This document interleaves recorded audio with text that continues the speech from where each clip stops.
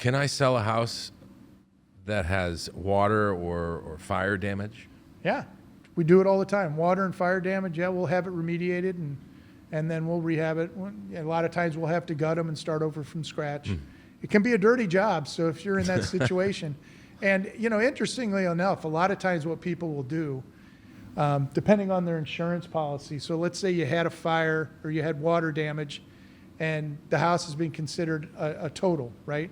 We just did one down in the city a couple months ago. It was a fire-damaged home.